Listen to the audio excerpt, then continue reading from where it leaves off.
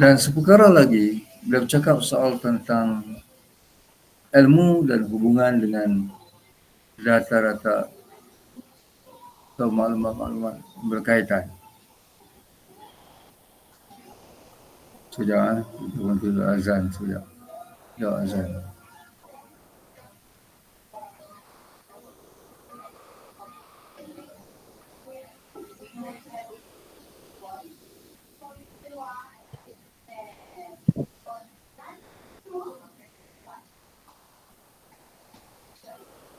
Prof, ada Ya, orang nak masuk tapi tak ada apa dalam sini. tak di-approve lagi. Tak tahu ah. Oh, Ah.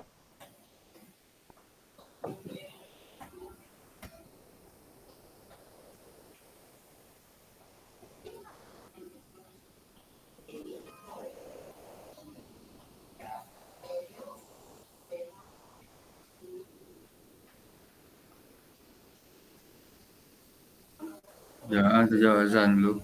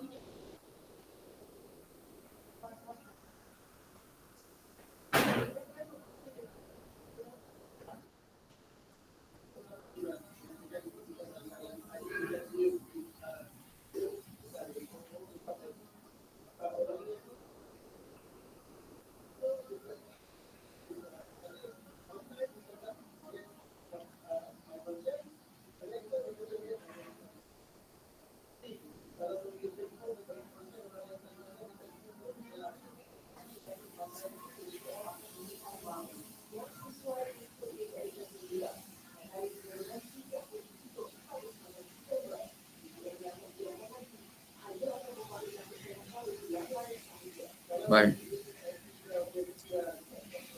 Jadi sekali lagi kita jelaskan bahawa menurut pandangan alatas, bahawa pertama ilmu mempengaruhi watak, membentuk personaliti seseorang individu tadi.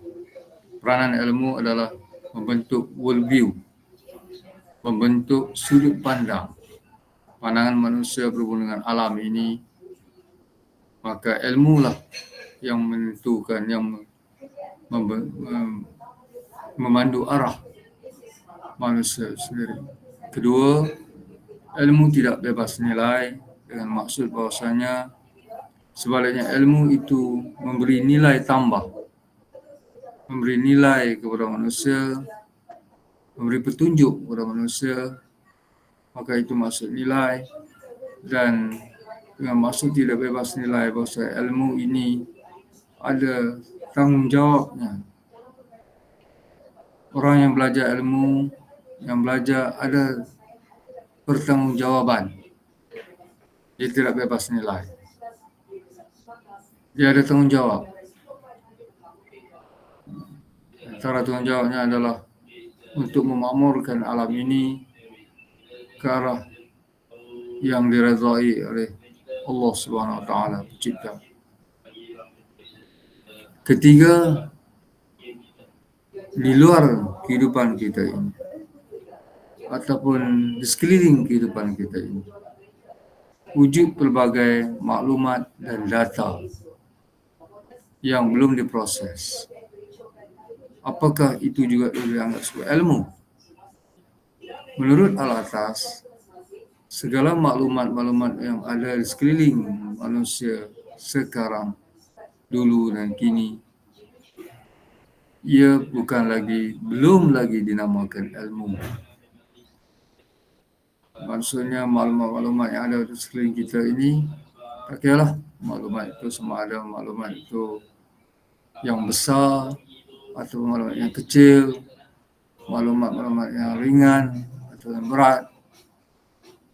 Apa maklumat contoh? Amirul, bagi contoh sikit apa dia maklumat-maklumat yang ada sekeliling kita?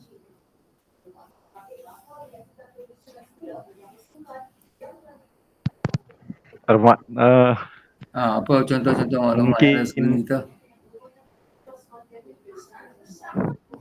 Mungkin dalam konteks sekarang maklumat yang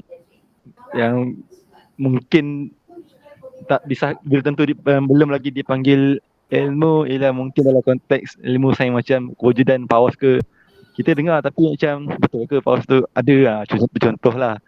Saya boleh bagi sekarang, saya tengah blur. Okey.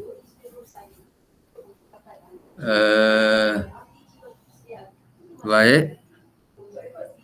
Jadi contoh-contoh maklumat-maklumat yang ada, apa juga perkara yang ada di luar yang berlegar dalam sekitar kehidupan kita sekarang ini. Contohnya kita kata maklumat berkaitan dengan apa? Dengan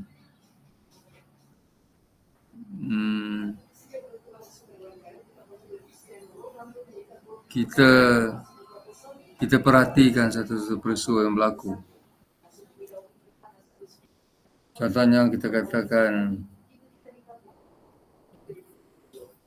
kita nampak kenderaan bergerak, kereta bergerak.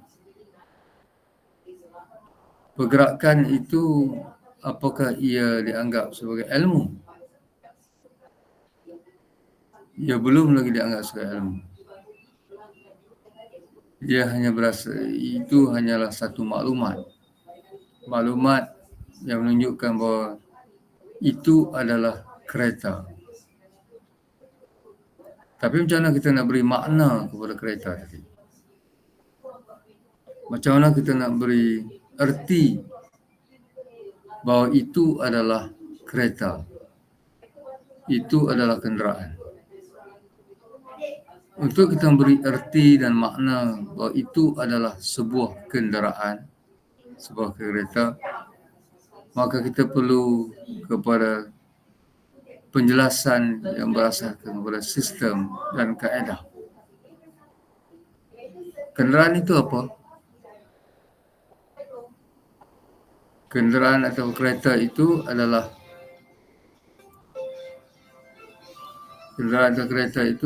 merupakan sebuah model yang mempunyai 4 tayar, mempunyai enjin dan digerakkan dengan proses tindak balas tenaga yang dibekalkan oleh petrol, maka akhirnya dia menjadi sebuah kereta. Jadi itu barulah dianggap sebagai ilmu, dengan maksud bahawasanya kita boleh menjelaskan dari sudut proses dan juga dari sudut tindak balas yang ada. Kalau kamu masih ingat, kamu belajar logik dulu, mantik kan? Dalam mantik ada satu kaedah dikenali bila ditanya tentang apa itu sekolah.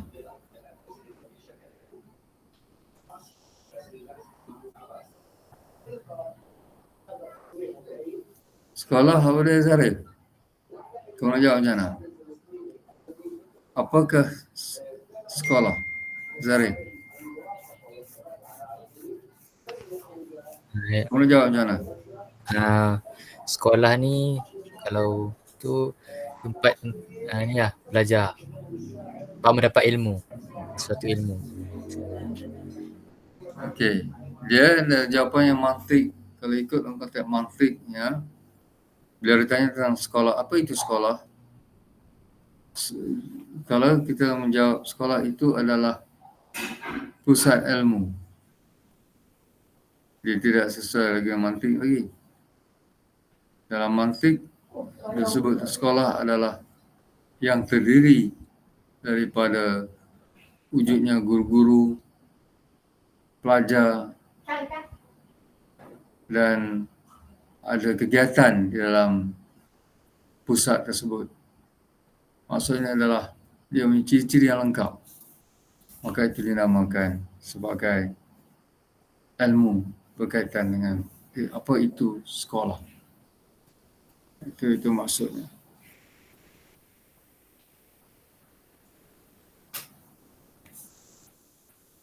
Baik.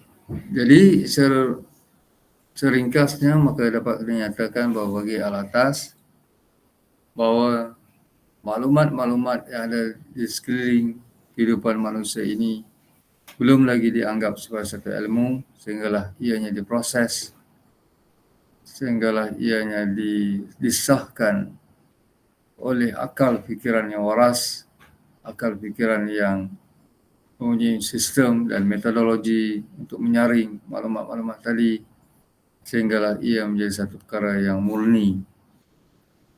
Maka akhirnya ia dianggap sebagai satu ilmu.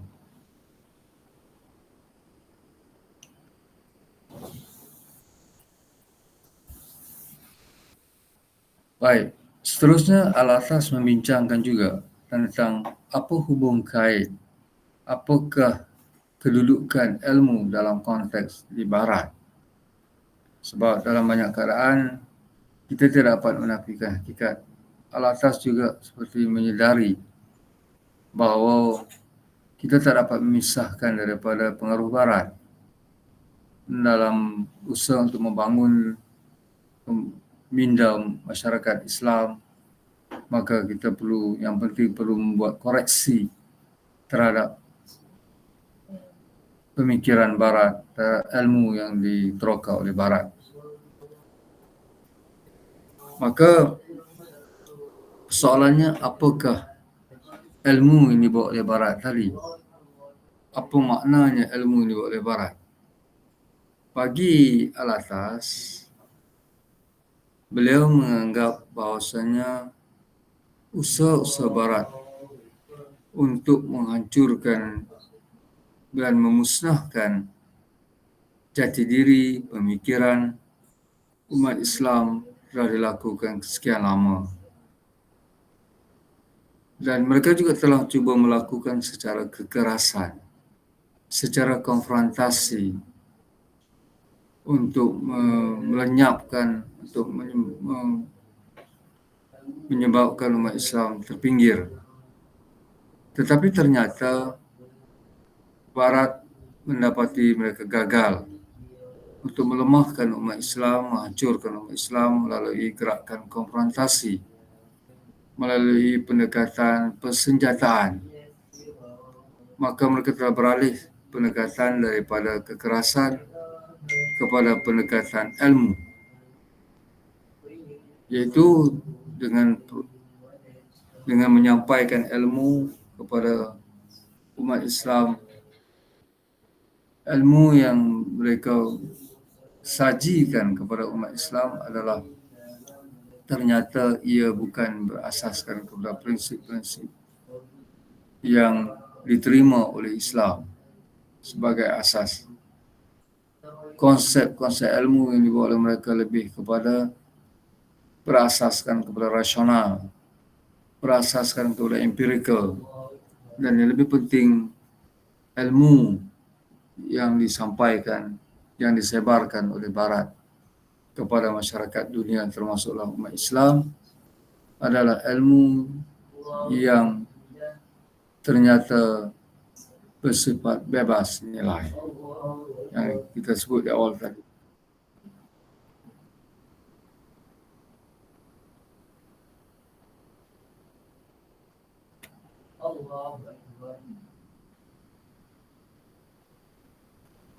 Jadi ini ditentang oleh sudah tentulah bagi Al-Atas, ia bercanggah dengan prinsip dan juga Wollstonecraft ataupun gagasan ilmu umat Islam. Kemudian agenda Barat pada waktu sama juga telah menggunakan Kristian sebagai salah satu cara untuk melemahkan umat Islam dari agama. Mungkin pada satu-satu kelompok, satu-satu komuniti Islam mungkin ada kesannya, tetapi secara umumnya gerakan Kristian juga ternyata gagal untuk melemahkan atau menghancurkan umat Islam. Walaupun mereka telah berusaha melalui gerakan kristianisasi. Ini seperti yang kita dah bincangkan dalam konteks masyarakat Melayu kita, ternyata bagaimanakah prinsip agama Islam yang dipegang oleh umat Melayu ternyata begitu kukuh dan tidak mampu diganggu gugat oleh gerakan kristianisasi. Walaupun seperti yang saya nyatakan tidak dapat dinafikan, mungkin terdapat juga segelintir di kalangan umat Melayu yang terpesona, terperdaya dengan menah-menah ataupun terperdaya dengan pujukan dan juga nilai-nilai yang dibawa oleh Barat dan Kristian tadi. Tapi secara umumnya mereka gagal untuk mengkristiankan umat Melayu dan umat Islam secara umumnya.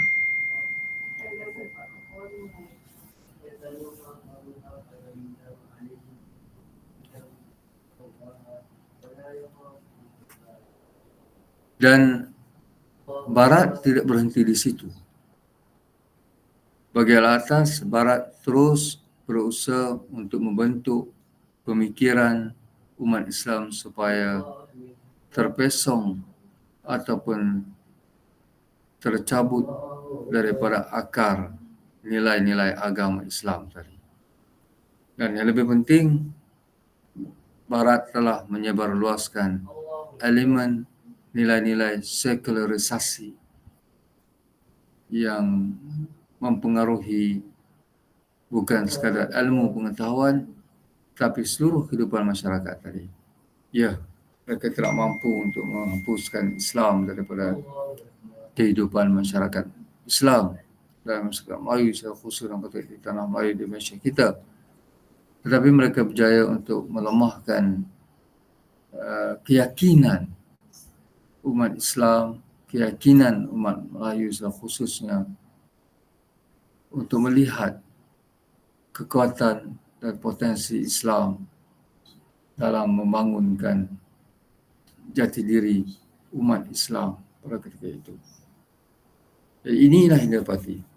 Dan punca bagi Al-Atas lain tidak bukan adalah kerana konsep ilmu itu tak dipahami dengan baik oleh umat Islam dan menyebabkan mereka gagal untuk menghayati, mereka gagal untuk menterjemahkan nilai-nilai dan kekuatan ilmu pengetahuan tadi supaya ia boleh menjadi satu alat untuk membentuk kekuatan, membina semula kekuatan umat Islam dalam melepani ancaman dan cabaran-cabaran semasa.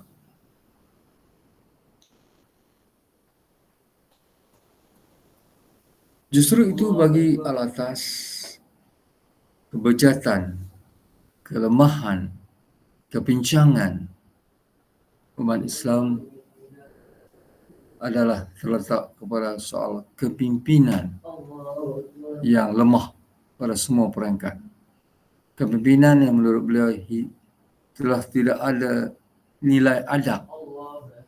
Kenapa demikian? Kenapa menurut Al-Atas kepimpinan umat Islam hari ini di semua peringkat sudah hilang nilai adab? Kenapa? Pertama, kerana pimpinan dan umat Islam semasa ternyata tak jelas tentang konsep dan kedudukan ilmu pengetahuan.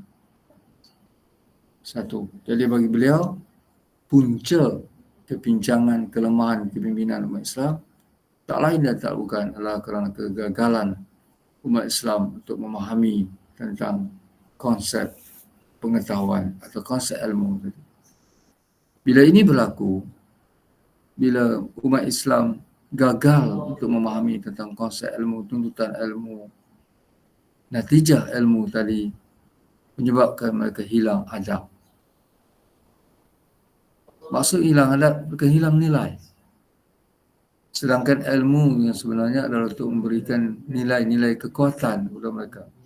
Tapi nilai itu tak terjemah dalam konteks kehidupan mereka. Sebab mereka tak jelas dari sudut tuntutan ilmu.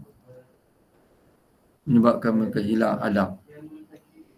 Adab dengan maksud bahawasanya hilang nilai-nilai, sistem nilai kehidupan mereka, tidak lagi berpaksikan kepada agama.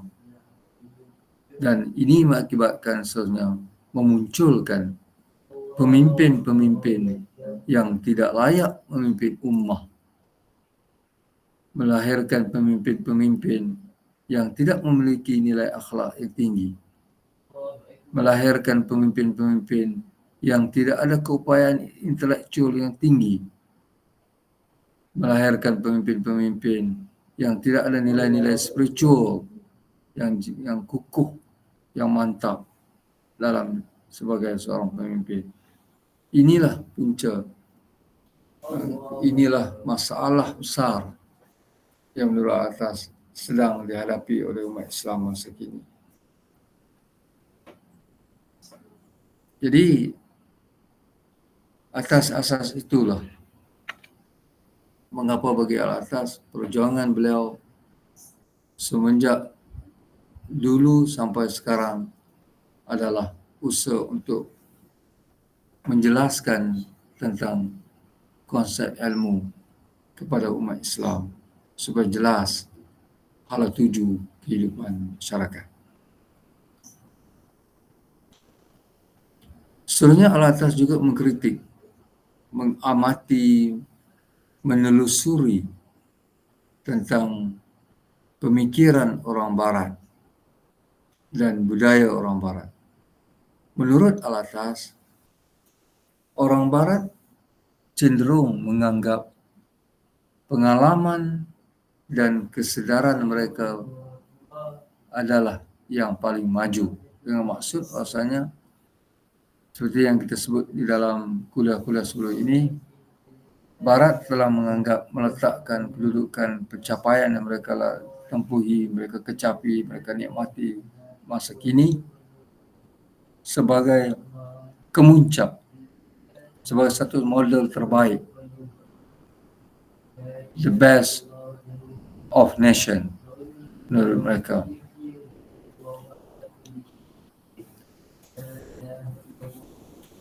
Dan mereka juga menganggap bahawasanya nilai-nilai yang mereka kecapi, yang Barat kecapi, seharusnya menjadi contoh kepada masyarakat lain. Dan maklumat-maklumat dan pendekatan-pendekatan yang mereka telah tempuhi itu perlu dikongsi, perlu disebarkan kepada masyarakat dunia lain. Jadi secara tidak langsung orang-orang selain daripada Barat, masyarakat selain daripada Barat telah menganggap bahawasanya inilah contoh terbaik. Dan secara logiknya bila kita melihat demikian, bila nilai-nilai kemajuan yang ingin dikecapi oleh satu masyarakat tadi bukan lahir daripada kebudayaan dan kepercayaan pegangan masyarakat itu sendiri, sebaliknya ia merupakan saduran, ia merupakan peniruan daripada bangsa lain. Lazimnya bangsa yang mencontohi kejayaan bangsa lain, itu tidak akan mencapai kemajuan yang seperti yang diharapkan. Dia selamanya akan berada di bawah kongkongan bangsa yang maju itu tadi. Dan contohnya seperti di barat lah, seperti yang kita katakan British. Kalau kita tak keluar daripada kepompong pengaruh British, maka selama itulah kita tidak akan maju. Tidak akan, negara Malaysia tidak akan keluar sebagai sebuah negara maju. Jadi untuk maju, kita seharusnya mempunyai kekuatan sendiri. Nilai-nilai yang kita ambil daripada luar itu tadi haruslah diadunkan, haruslah dirombak, diubah supaya ia menjadi nilai dan tamadun yang dibangunkan oleh masyarakat itu sendiri. Itu maksudnya.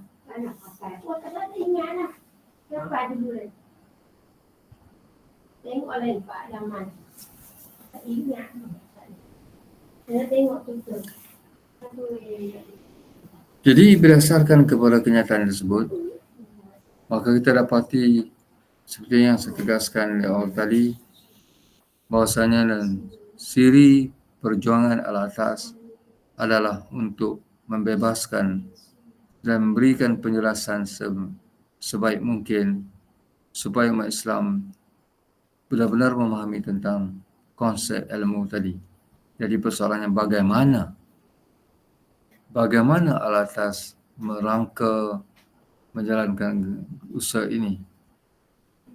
Bagi beliau, pendekatan yang dilakukan oleh beliau adalah dengan membedah, menghuraikan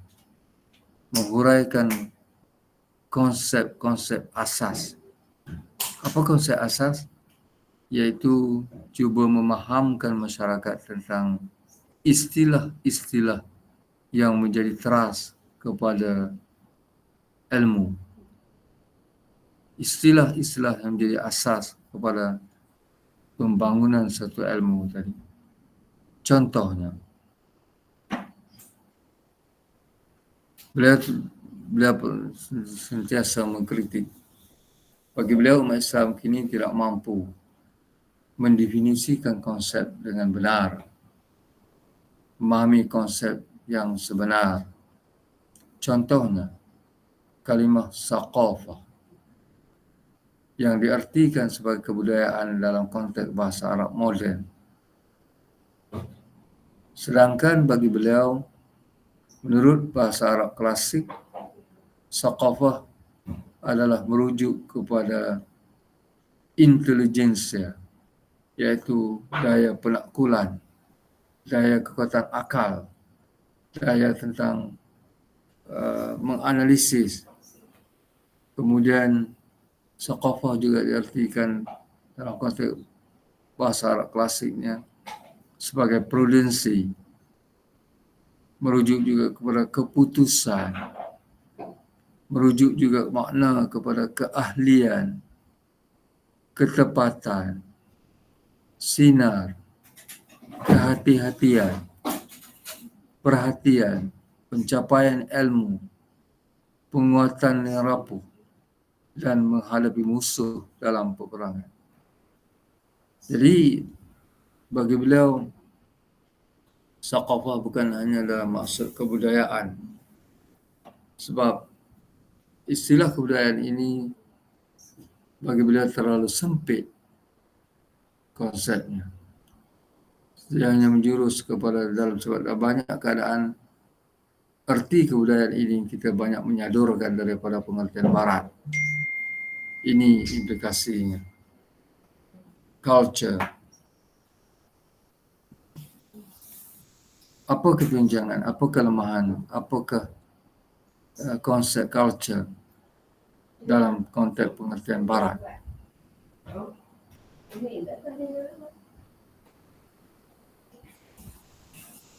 Anis, apakah yang barat maksudkan sebagai culture?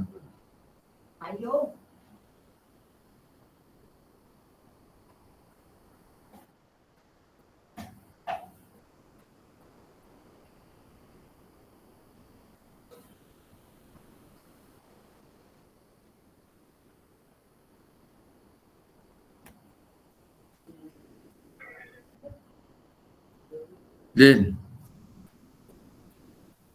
apa yang Barat fahami tentang culture?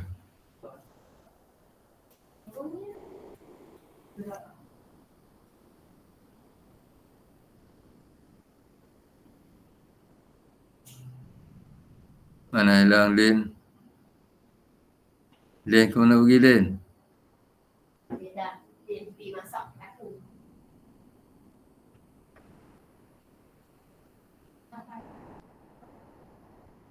Nuairah? Apa yang kamu faham, apa yang Barat artikan sebagai culture? Nuairah?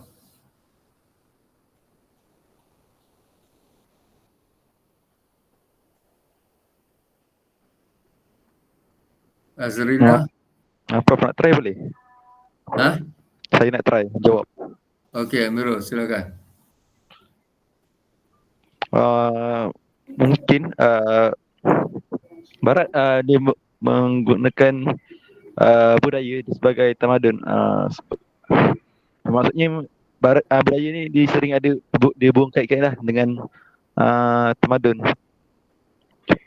Contohnya ada satu tokoh nama dia Matthew Arnold, dia melihat budaya sebagai koleksi karya terbaik dalam seni, kesusastraan dan falsafah lah. Dan pandangan Matthew Arnold ni dia membezakan antara masyarakat yang dianggap beradab dan tidak beradab, seperti yang sering membawa kepada stereotip kolonial. Ni apa yang saya dapat lah. Okey. Jadi secara umumnya dapat kita fahami dalam konteks di Barat, culture adalah, bagi Barat, culture adalah bikinan manusia.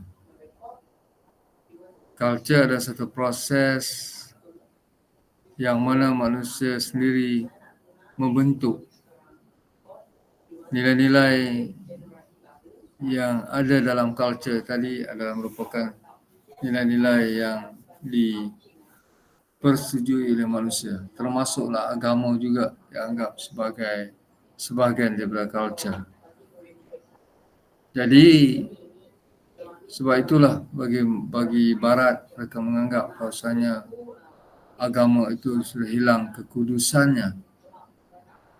Sebaliknya, kenapa demikian? Sebab mereka melihat bagi mereka agama adalah salah satu daripada medium yang dicipta oleh manusia untuk tujuan escapism daripada tekanan-tekanan hidup, untuk menenteramkan jiwa dan perasaan. Maka manusia menciptakan agama tadi. Sebab apa demikian? Sebab bagi Barat, semua yang dianggap sebagai ilmu, sesuatu yang dianggap sebagai ilmu bagi Barat, bila mana ianya boleh dicerapi, boleh dipahami, boleh diterima oleh akal. Sesuatu yang tidak boleh diterima oleh akal, yang tidak logik bagi akal, maka bagi mereka itu bukan ilmu. Oleh sebab itulah bagi mereka wahyu bagi mereka adalah bukan satu ilmu. Mereka menolak ia satu sumber ilmu, sebab ia tidak boleh dibuktikan secara empirical. Sebab empirical ini satu proses yang diterima oleh akal. Itu corak dan kehidupan nilai-nilai yang terbentuk dalam konteks masyarakat Barat.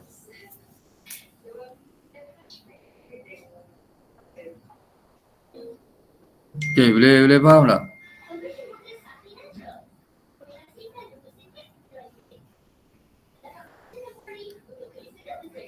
Sebab itulah perjuangan yang dilakukan oleh Al-Atas semenjak di awal pembabitian beliau dalam tradisi dalam proses pengkajian, penelitian ilmu tadi, semuanya bermula dengan menghuraikan tentang istilah-istilah yang penting dalam sesuatu disiplin ilmu.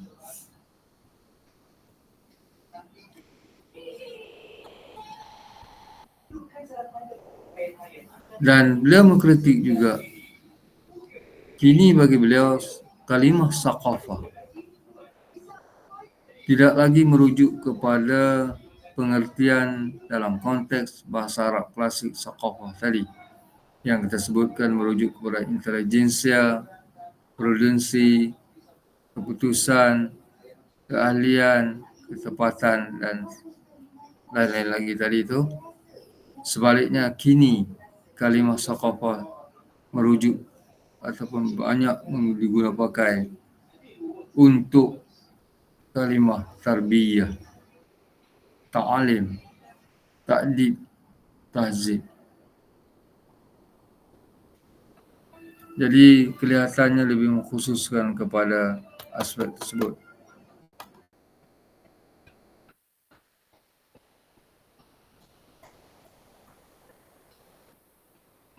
Dan kita cuba amati dari sudut gerak kerja yang dilakukan oleh Al-Atas. Jadi langkah pertama, seulang sekali lagi, langkah pertama yang dilakukan oleh Al-Atas dalam usaha untuk menggerakkan proses Islamisasi ilmu ini adalah membetulkan konsep dan istilah-istilah yang digunakan pakai dalam disiplin ilmu dan disiplin tadi.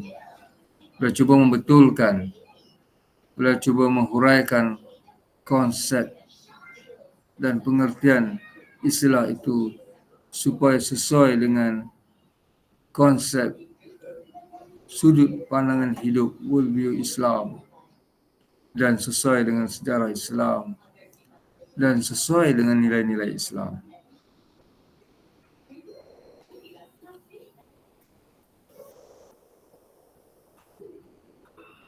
Kerana bagi beliau, kenapa bagi beliau melihat bahawasanya kita kena bedah, kita kena huraikan yang jelas tentang istilah-istilah tersebut.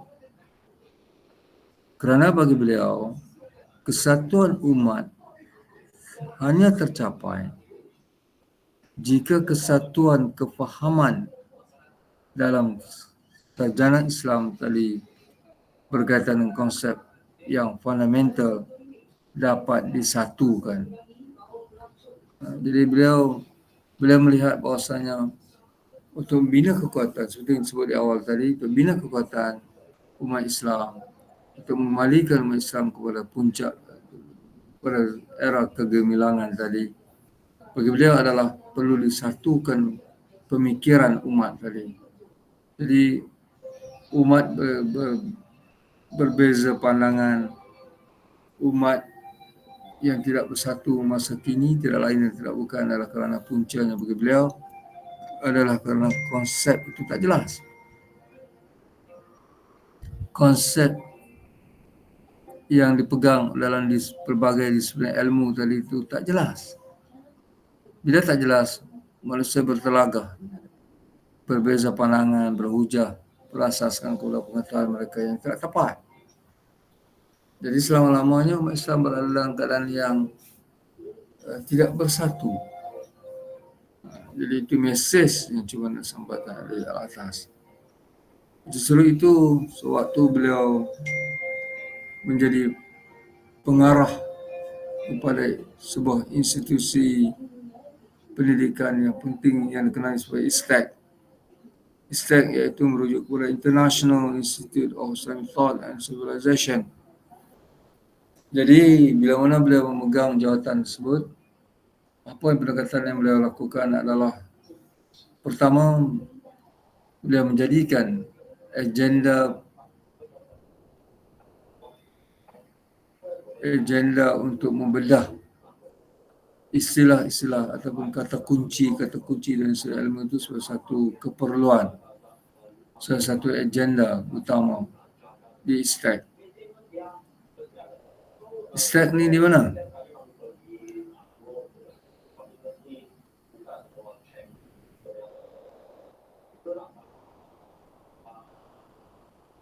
Imran, Ustaz kat mana Imran? KL kot. Tak tahu. Ha? Kat KL. Memanglah dia kata. Tak tahu. Ustaz ini adalah institut yang berada di bawah UIA. Dia punya Ustaz ini ditubuhkan atas inisiatif dan pemikiran Al-Atas sendiri. Beliau telah menempa ataupun menentukan konsep Dahalah Tujuh Ustaz. Bukan hanya Dahalah Tujuh, konsep reka cipta bangunannya adalah idea datang daripada Al-Atas sendiri. Jadi tujuan Ustaz diwujudkan, ditubuhkan adalah selain dan tidak bukan untuk membedah atau untuk meneruskan agenda untuk memperkasakan pemikiran umat Islam melalui penghujaan dan analisis istilah-istilah yang terdapat.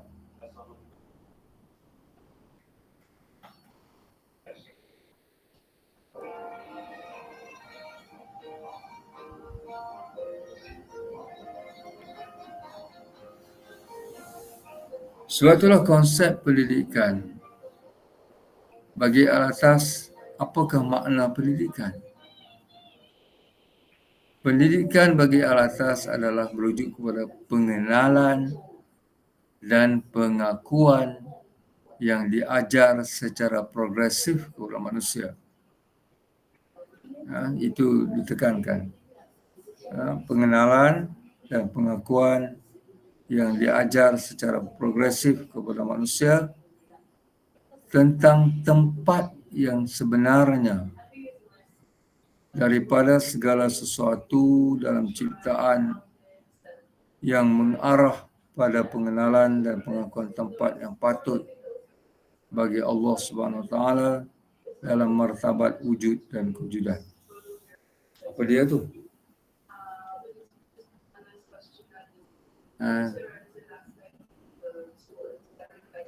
Maksudnya adalah pendidikan bagi Al-Atas mempunyai objektif yang jelas, iaitu untuk menghuraikan, untuk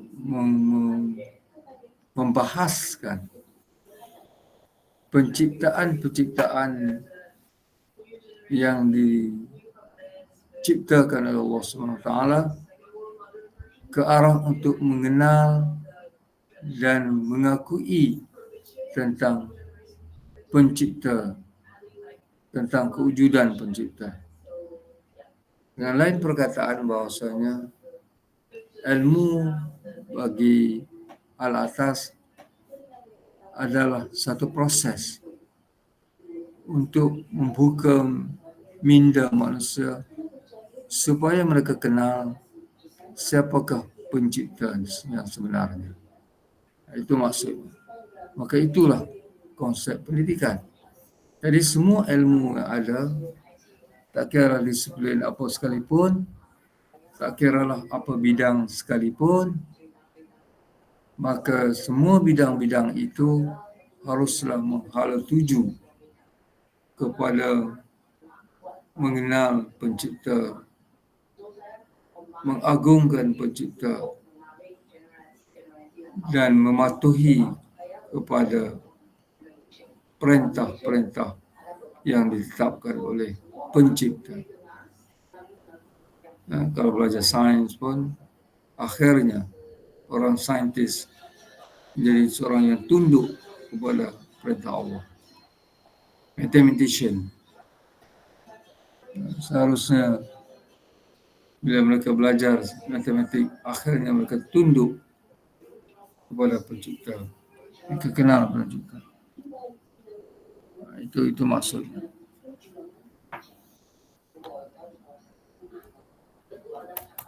Kemudian seperkara lagi dalam konteks pemikiran Al-Atas, beliau melihat bahawasanya pengajian tradisional ini seharusnya tidak hanya sekadar untuk melatih pelajar-pelajar untuk menghafaz semata-mata, tetapi bagi beliau untuk maju ke hadapan, untuk membina satu ketamadunan yang cemerlang, maka pengajian tradisional haruslah bersifat kreatif dengan maksud bukan sekadar untuk menghafal, tetapi yang lebih penting adalah seiring dengan kefahaman. Hafalan dan kefahaman bagi beliau dua perkara yang perlu diseiringkan untuk menjadi satu natijah yang penting untuk perubahan masyarakat. Jadi kalau masyarakat Islam ingin berubah, kalau masyarakat Islam ingin maju ke hadapan, maka sistem itu harus ditambah baik.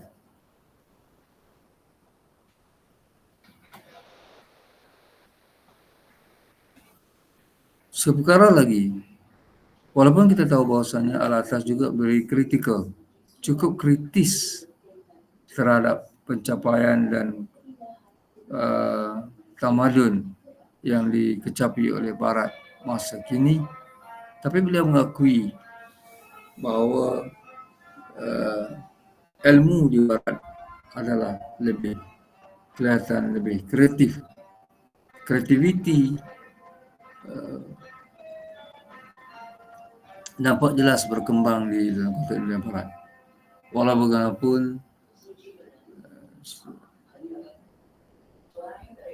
proses yang dihadapi oleh Barat tadi ternyata adalah akibat langsung daripada tragedi yang berlaku dalam konteks dunia Barat yang kita sering sebut-sebut selalu. Tragedi dalam konteks dunia Barat. Apa maksud tragedi dalam konteks dunia Barat? Aisyah.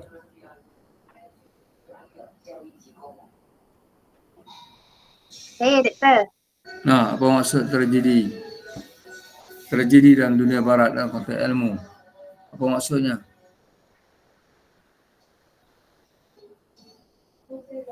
Apa yang digambarkan oleh Al-Atas tentang tragedi di Barat? Bahwasanya teori ilmu Barat yang berkembang sekarang ini adalah akibat ataupun manifestasi daripada tragedi yang ditempuhi oleh dunia Barat. Apa maksudnya?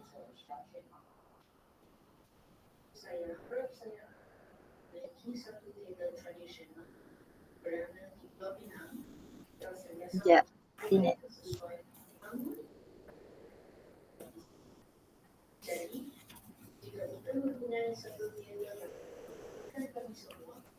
Maksud dia mungkin dunia Barat itu tak mementingkan ilmu.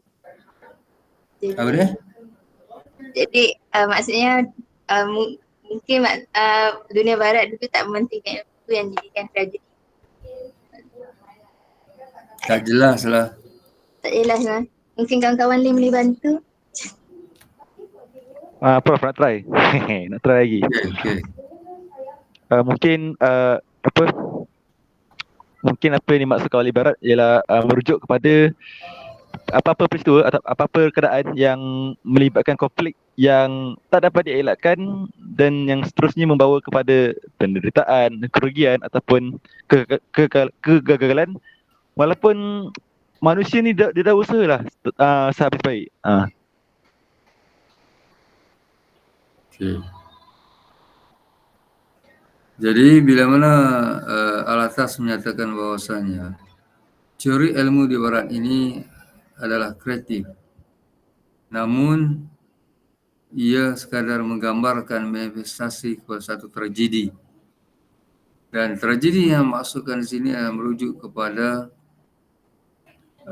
pemisahan yang berlaku antara agama dan ilmu. Yang lain berkaitan bahawasanya ilmu bagi Barat tidak ada kaitan dengan agama. Jadi ini dianggap satu tragedi. dalam perspektif al-atas. Sebab itulah beliau telah mengkritik Barat, dan sebab itulah Barat juga mengagungkan nilai-nilai intelektual mengatasi nilai-nilai agama. Bagi Barat, agama tidak ada pengaruh dalam menentukan hala tuju perkembangan ilmu. Sebaliknya, ilmu berkembang bagi Barat adalah berasaskan kepada rasional dan logik semata-mata. Dan lain perkataan, akal dioptimumkan, dimaksimumkan penggunaannya, dan bagi Barat, akal boleh dimanfaatkan semaksimum mungkin. Atas asas itulah mereka menolak nilai-nilai baik dan buruk, nilai-nilai positif dan negatif. Bagi mereka tidak ada ukuran tersebut. Selagi mana akal boleh memanfaatkan ruang dan peluang, maka ia diizinkan atas nama kemajuan, atas nama ketamadunan tadi. Dan inilah elemen yang dilihat oleh al-atas sebagai kepincangan yang berlaku dalam konteks Barat. Barat telah mencetuskan kreativiti dalam banyak keadaan, namun mereka tidak mendokong nilai-nilai yang sepatutnya didokong atas nama ilmu sendiri. Jadi seperti yang kita nyatakan di awal tadi, berasaskan kepada keperluan dan isu tersebut. Apa isunya?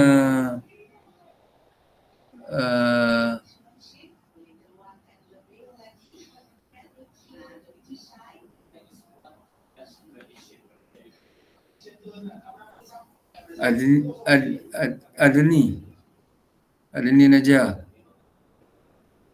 Apa isunya?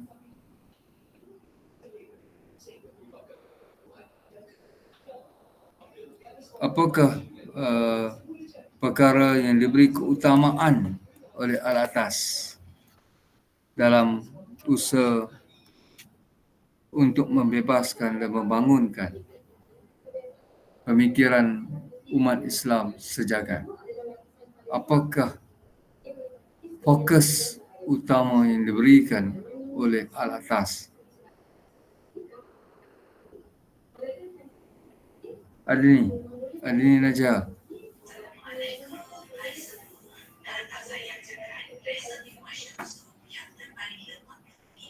Mana Adni?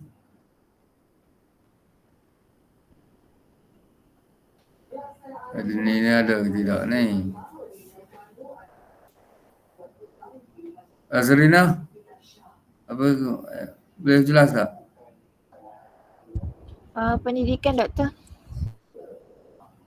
Baik, dalam pendidikan, okey, fine, pendidikan. Dalam konteks pendidikan, apakah agenda yang diberi keutamaan oleh al-atas? Apakah pendekatan yang dilakukan oleh al-atas?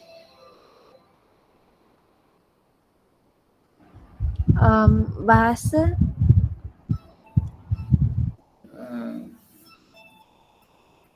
Okey. Baik, terima kasih kerana mencuba.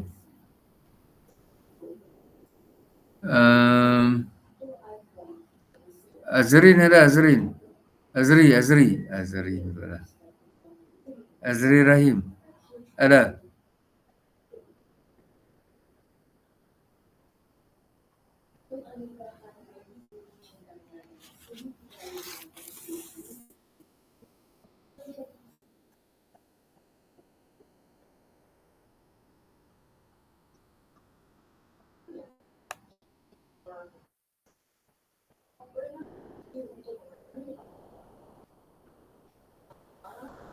Nazatul Syimah.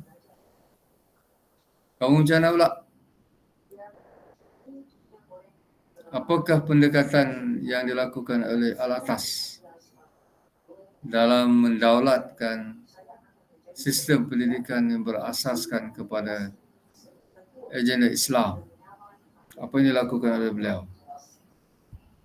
Apakah pendekatan dilakukan oleh beliau?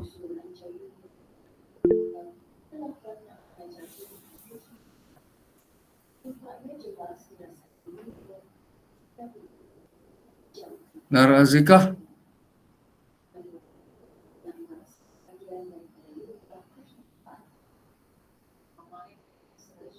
Ini ke mana menghilang orang-orang ni? Ada ke tidak ni? Prof, konsep takdib ke? Ha? Konsep takdib ke? Takdib tu maksudnya proses pemberian adab kepada individu. Proses takdib. Pendekatan al-atas dalam usaha untuk merungkai kemelut pendidikan yang dihadapi oleh umat Islam masa kini adalah dengan menghuraikan pengertian dan maksud serta konsep istilah-istilah. Itu langkah pertama, pendekatan utama yang dilakukan oleh al-atas dalam konteks pendidikan. Saya ulang sekali lagi.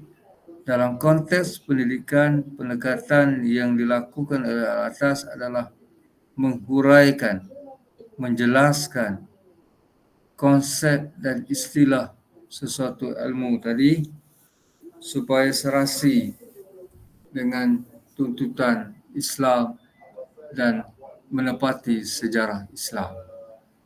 Ini yang dilakukan.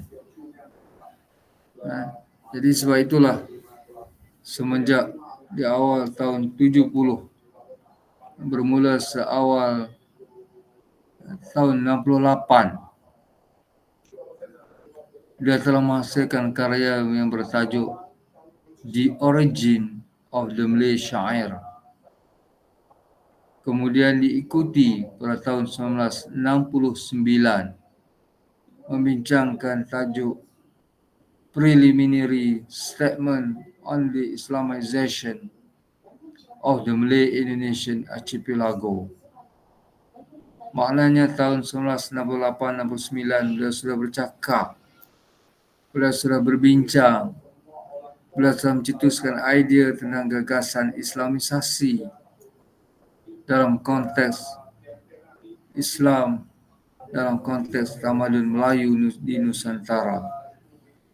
Apa yang beliau cuba nak ketengahkan adalah beliau cuba menjelaskan bagaimanakah Islam bila dia datang ke tanah Melayu pada ketika itu, bila umat Melayu menerima Islam sebagai satu agama, ia telah merubah seluruh kehidupan masyarakat Melayu. Kita boleh katakan merubah 360 darjah kehidupan orang Melayu. Bukan hanya sekadar konteks kehidupan, tetapi yang penting adalah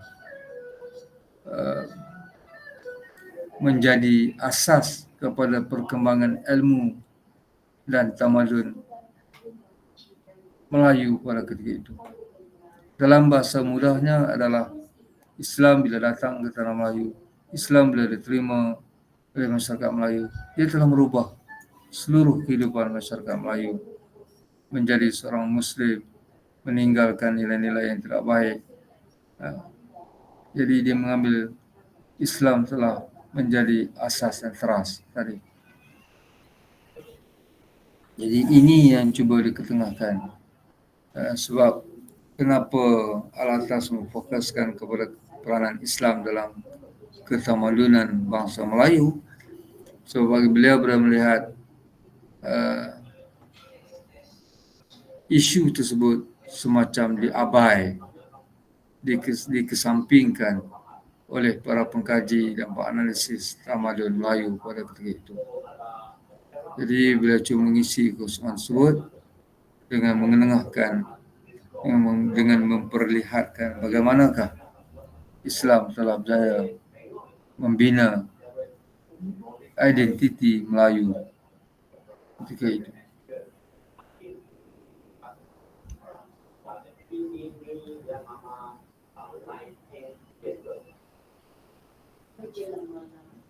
Beliau juga dalam banyak keadaan mengkritik Hala 7 universiti di Malaysia pada ketika itu, seperti mana beliau telah mengkritik pentadbiran Universiti Melaya pada ketika itu yang dilihat lebih memfokuskan kepada aspek pentadbiran berbanding dengan gagasan ilmu dan kegiatan keilmuan. Jadi apa yang jelas di sini bahawa beliau dalam usaha mengkaji, walaupun beliau mengkaji kelihatan hanya mengkaji bahasa, mengkaji budaya masyarakat Melayu, tetapi apa yang cuba beliau bawa adalah beliau cuba memperlihatkan bagaimanakah peranan Islam dalam kedua-dua elemen tadi, dalam kehidupan masyarakat Melayu dan juga dalam konteks kebudayaan yang terbentuk dalam konteks Melayu juga adalah banyak dipengaruhi oleh Islam.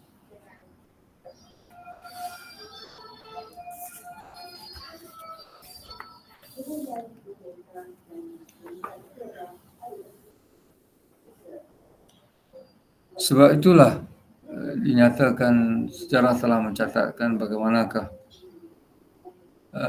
Al-Atas mainkan peranan yang cukup penting dalam usaha memberikan nilai kesedaran dalam memupuk semangat Islam, kepahaman Islam di kalangan mahasiswa-mahasiswa pada ketika itu. Dan kita juga dapat melihat bagaimanakah tulisan-tulisan awal yang dihasilkan oleh Al-Atas telah menjadi sumber rujukan, sumber perbincangan di kalangan mahasiswa-mahasiswi pada ketika itu. Dan hasil daripada cetusan idea-idea tersebut telah mendorong para mahasiswa untuk bangun dan menyebarkan maklumat berkaitan dengan Islam ke seluruh masyarakat kampus pada ketika itu.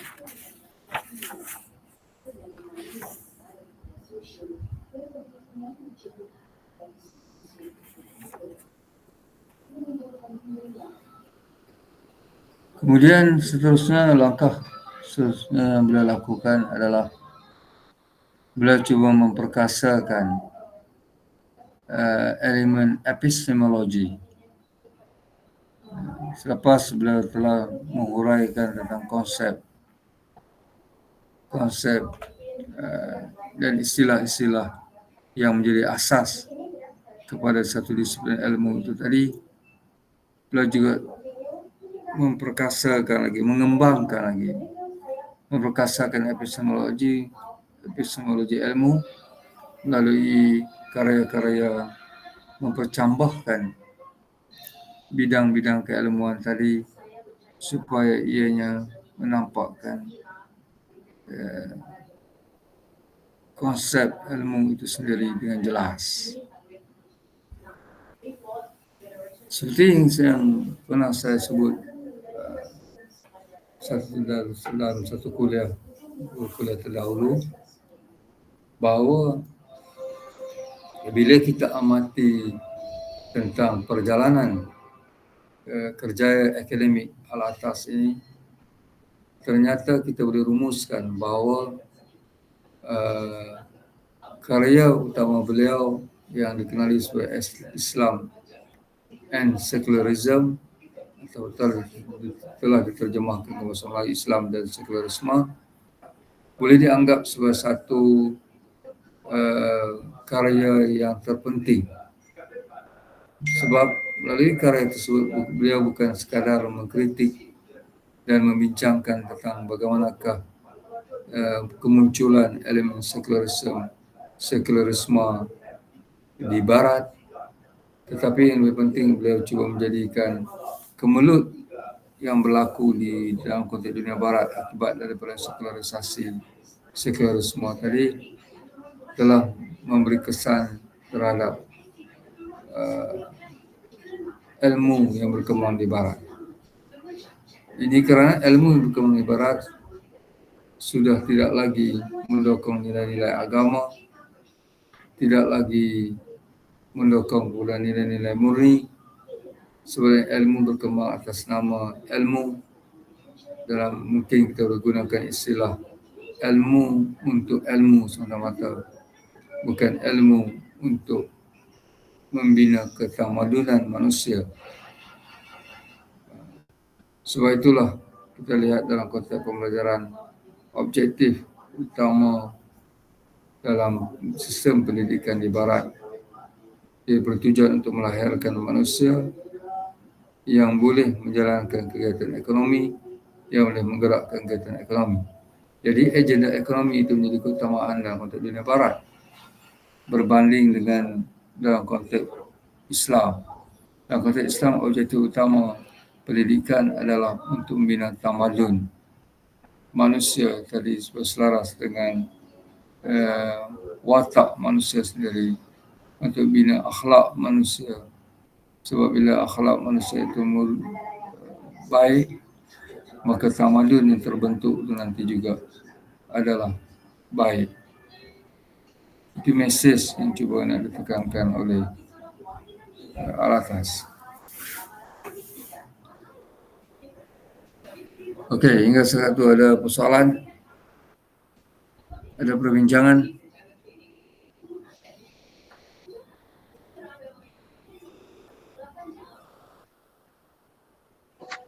Prof, so ada tanya. So jawapan pada tragedi dalam konteks dunia barat tentang ilmu tu, so jawapan dia ni lah, secularism lah. Betul? Ya, jawapannya Okay. adalah secularism. Itu dianggap satu tragedi, satu jenayah yang telah berlaku dalam konteks dunia barat bila mana mereka telah mengisytiharkan bahawasanya agama dan modernisasi dan khususnya konteks ilmu tidak bertaut, tidak bertemu, masing-masing buat hal masing-masing. Maka inilah yang diistilahkan sebagai sekularisasi. Dan inilah yang dianggap oleh atas sebagai satu tragedi besar dalam konteks tamadun manusia.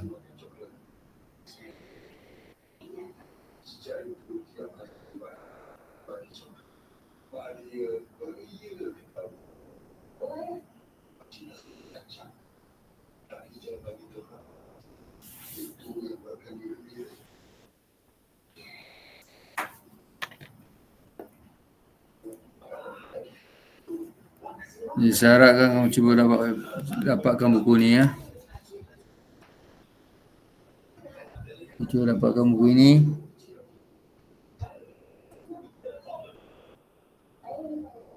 Baca betul-betul. Supaya dapat faham tentang gagasan ilmu yang diperjuangkan oleh Al-Atas. Walaupun kadang-kadang untuk memahamkannya juga kadang-kadang kena baca 2-3 kali juga. Walaupun ditulis dalam bahasa Malaysia. Sebab dia melibatkan kepada konsep.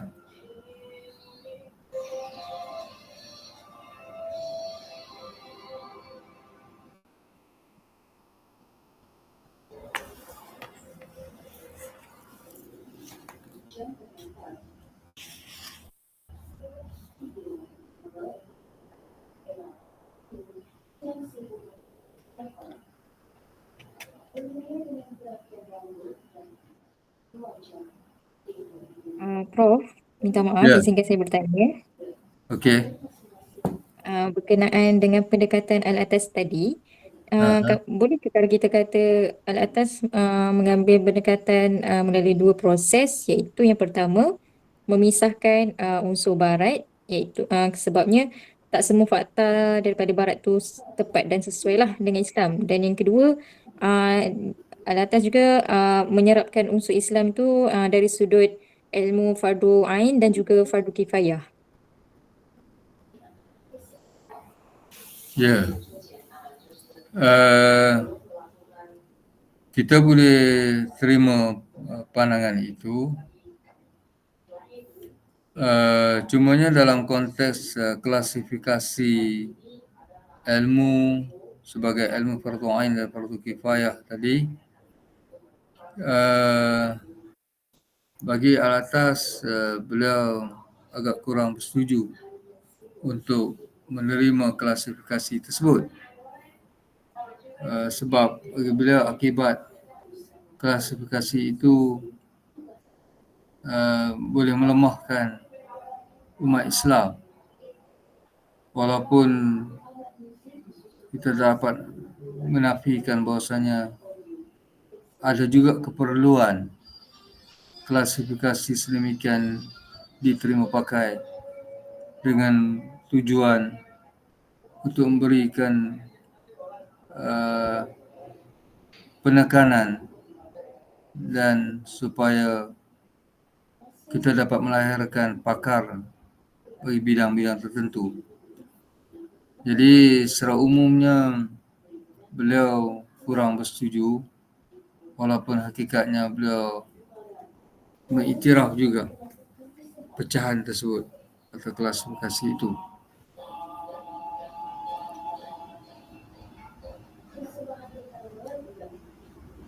Okey. Jadi apa yang pandangan kamu beri tadi itu kita boleh terima keadaan demikianlah. Okey, ada lagi perbincangan?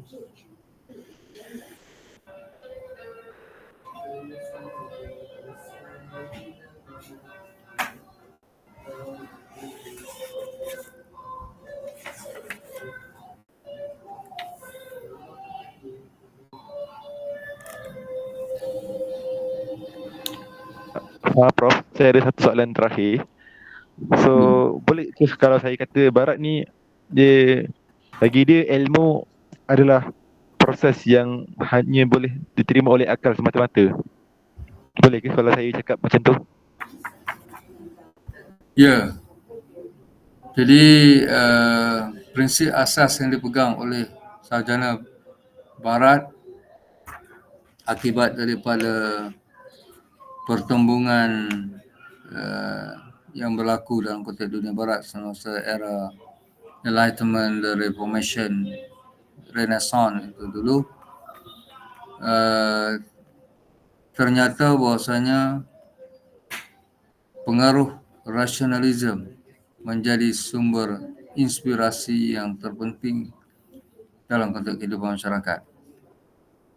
Dan masyarakat sudah tidak nampak, masyarakat barat sudah tidak nampak apakah sumbangan agama dalam konteks kehidupan seharian. Yang mereka nampak adalah sumbangan ilmuwan, saintis dalam konteks perubahan hidup yang mereka lalui. Dan bila bercakap soal tentang ilmuwan, saintis tadi, ternyata mereka melihat bahawasanya bila mana ahli sains mengoptimumkan penggunaan rasionalisasi dan empirisis ataupun empirical, maka didapati ia ternyata berkesan. Bila sezahirnya mereka nampak perubahan tadi, maka mereka menambahkan keyakinan mereka bahawasanya untuk maju ke hadapan, manusia perlulah mengoptimumkan potensi akal dan secara langsung disiplin ilmu juga haruslah mendukung ke arah pemerkasaan akal fikiran semata-mata. Jadi ilmu yang tidak bertolak, yang tidak memperkukuhkan akal, maka ia dianggap sebagai bukan ilmu. Jadi konsep itu terpahat dalam minda masyarakat barat, apatah lagi bila ia dibuktikan melalui penghasilan, inovasi-inovasi yang berjaya ditempa oleh ahli saintis tadi, menambahkan keyakinan masyarakat barat terhadap keupayaan akal manusia tadi. Jadi asas itu mereka berpegang tu, secara tak langsung berpegang pada prinsip bahawasanya untuk maju, untuk maju ke hadapan untuk bina tamadun-tamadun baru, tidak lain dan tidak bukan adalah melalui proses keilmuan ni yang mendukung kepada konsep rasionalisasi. Maka inilah yang mempengaruhi semua disiplin ilmu yang diperkenalkan oleh Barat. Jadi akibat dari situ menyebabkan lahirnya manusia-manusia yang pincang. Apa maksud manusia yang pincang? Iaitu manusia yang diistilahkan oleh Al-Atas tadi hilang adab. Sebab mereka tidak memberi penekanan terhadap soal adab. Sebab yang hanya memberikan penekanan terhadap soal adab adalah agama. Jadi bila mana mereka menolak agama, maka tidak ada lagi sumber, tidak ada lagi elemen yang mendukung, memperkasakan nilai-nilai adab dalam konteks kehidupan masyarakat. Yang diberi penekanan lebih adalah soal pencapaian hasil daripada pencerapan akal semata-mata. Mereka tak nampak apa kepentingan adunan nilai-nilai akhlak dalam memperkasakan nilai kehidupan masyarakat. Ini masukkan kepincangan yang ditekankan oleh Al-Atas. Dan bagi beliau, punca ini adalah akibat daripada ketidakfahaman yang jelas tentang konsep ilmu itu sendiri. Jadi ilmu sudah di Barat sudah tidak diadunkan bersama dengan nilai-nilai akhlak, nilai-nilai murni. Itu yang dimaksudkan sebagai kepincangan, jenayah yang berlaku dalam konteks di Barat. Dan konsep ini, pendekatan ini dibawa terus oleh Barat. Sebab mereka dah nampak kejayaan. Lalu mereka mempergunakan seterusnya kejayaan-kejayaan tadi, pencapaian tadi, dan mereka menyebarluaskan ilmu tadi. Bila mereka datang menjajah mana-mana negara, maka mereka telah memperkenalkan sistem itu. Mereka terus mengamalkan pendekatan tersebut, praktiskan pendekatan tersebut. Maka secara langsung ia berkembang di seluruh dunia, pendekatan tadi. Maka acuan yang mereka telah tempa, pattern yang telah mereka guna pakai di Barat tadi, dibawa ke negara-negara lain. Dan akhirnya melahirkan benda yang sama seperti mana di Barat. Melahirkan manusia-manusia yang bijak, yang hebat dalam konteks pencapaian kebendaan. Tetapi runtuh nilai-nilai akhlak mereka, moral mereka. Sebab itu tidak diberi penekanan dalam sistem pendidikan. Itu isu yang berlegar dalam konteks ini yang dimaksudkan sebagai kepincangan dan sekularisasi tadi. Jadi untuk itu bagi atas ia perlu dikembalikan. Perlu dikembalikan nilai-nilai murni tadi melalui sistem pendidikan. Sebab pendidikanlah bagi beliau merupakan punca utama dan sebagai teras kepada pembinaan sistem-sistem kepimpinan, politik, ilmu dan sebagainya.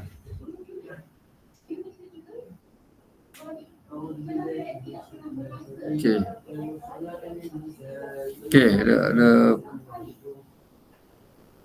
persoalan lagi? Perbincangan lagi? Last Prof, last. Sebelum dah sempat ke 10. Apa ni, dah soalan. So, dipendekkan cerita, Al-Atas anak kita ni belajar pandai-pandai tapi tak ada adab. Tapi dia nak kita ni belajar pun pandai, adat pun ada. Macam tu. Pendek cerita lah. Secara rumusannya. Gagasannya tentulah dia tidak bererti bahawasanya dia tak mahu menggalakkan masyarakat Islam menjadi orang yang terlik. Sebab itulah dalam konteks perbincangan tentang saqafah yang dibincang tentang kebudayaan tadi itu, beliau menekankan tentang persoalan intelijensia. Maksudnya adalah nilai intelek. Jadi intelek ini perlu dibangunkan dalam konteks manusia. Dalam konteks kerangka pembangunan Islam, nilai akal ini perlu dibangunkan, perlu disuburkan. Dan untuk menyuburkan akal tadi, dia bukan sekadar dengan exercise kepada ilmu-ilmu bersifat fizikal semata-mata.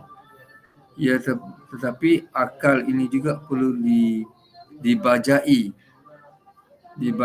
dengan nilai-nilai agama untuk menjadi dia lebih mantap dan supaya ia teradun dengan baik antara nilai akal dan peribadi tadi.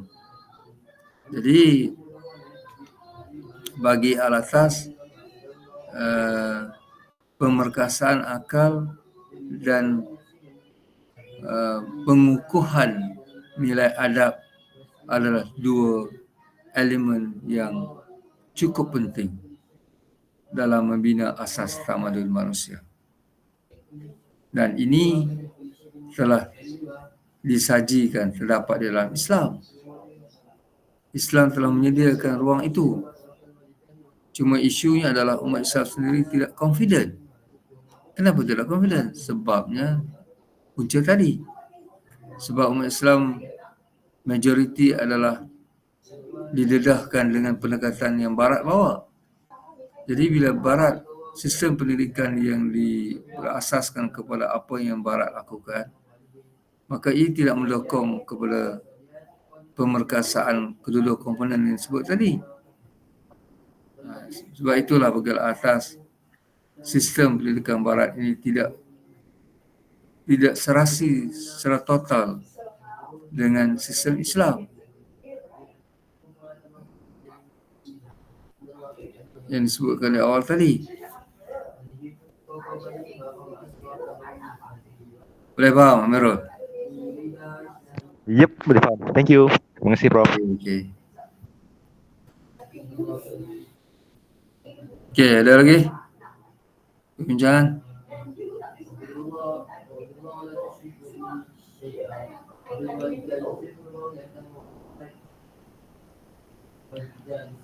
Okey.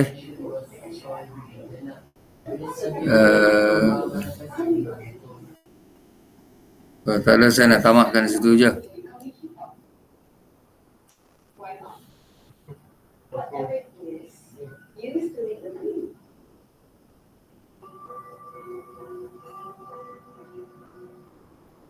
Okey.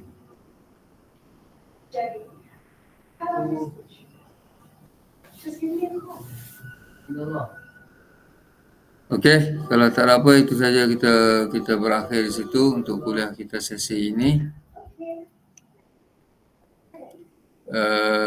Jadi saya mengharapkan supaya poin-poin yang kita bincangkan sepanjang kuliah ini dapat memberi nilai tambah kepada kamu untuk memahami tentang proses perkembangan ilmu dan konteks di dunia Barat dan Islam. So, saya harap kamu nampak bagaimanakah cabaran yang dihadapi oleh umat Islam masa kini dalam konteks ilmu yang menjadi punca kepada pembinaan tamadun di dunia ini. Jadi rata-rata tamadun yang diasaskan oleh Barat, diasaskan oleh Greek, diasaskan oleh China, tamadun China, tamadun India dan sebagainya, ternyata ia tidak berpaksikan kepada nilai-nilai keagamaan seperti yang ditawarkan dalam konteks tamadun Islam. Sebab itulah berlakunya kemusnahan dan kacau bilau kekeliruan dalam konteks pembinaan tamadun manusia. Ini adalah akibat daripada kurangnya ataupun tidak langsung diberi penekanan aspek kerohanian. Dan inilah yang berlaku dalam tamadun masa kini. Dan ini cuba diketengahkan oleh Al-Atas dan juga oleh sarjana lain seperti Al-Asad, Zain yang kita dah bincang. Bagaimana mereka melihat perkara ini perlu ditambah baik dalam konteks disiplin antropologi dan sosiologi sebagai salah satu daripada disiplin ilmu. Bagaimana mereka melihat kebincangan pendekatan barat akibat daripada berasaskan kepada penekanan akal semata-mata. Jadi metodologi mereka adalah metodologi yang hanya berpandukan kepada empirical semata-mata dan mengenepikan pada aspek spiritual.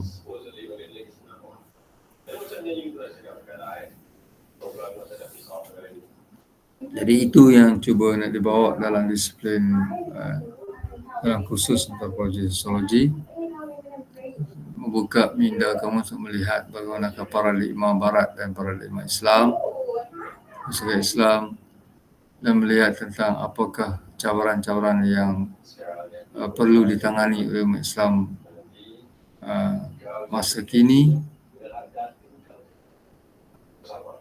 apakah keperluan yang perlu dikuasai oleh sarjana Islam masa kini, apakah gerakan-gerakan perjuangan yang dilakukan oleh umat Islam masa kini. Jadi harapan kita supaya yang buka minda kamu melihat tentang cabaran-cabaran yang perlu dihadapi.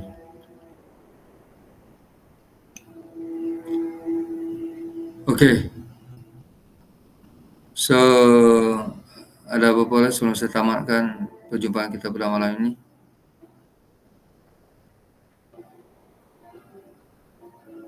Tak ada.